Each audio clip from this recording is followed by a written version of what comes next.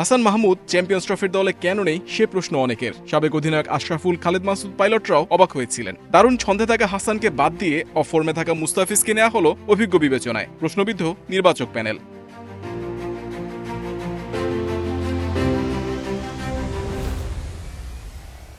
Travel reserve হিসেবে দলের সাথে ছিলেন দুবাইয়ে। কোনো পেসার চোটে পড়লে ভাগ্য খুলত, হতাশা সঙ্গী করে দেশে ফিরেছেন। একাডেমি মাঠে দেখা মিলল হাসানের। দেশে ফিরেই প্রস্তুতি নিতে ব্যস্ত ডানহাতে এই পেসার।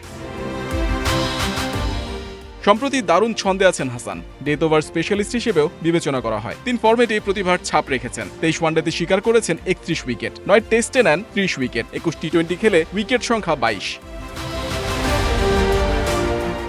বিপিএলও আলো ছড়িয়েছেন। খুলনা টাইগার্সের বোলিংয়ের সেরা অস্ত্র ছিলেন। 13 ম্যাচে 14 উইকেট নিয়েছেন। ইকোনমিও নজর কাড়া। আপাতত ঢাকা প্রিমিয়ার লিগের জন্য প্রস্তুতি নিচ্ছেন হাসান। ঘরের মাঠে জিম্বাবুয়ে সিরিজের সুযোগ পেলে দারুণ কিছু করে দেখাতে চাইবেন।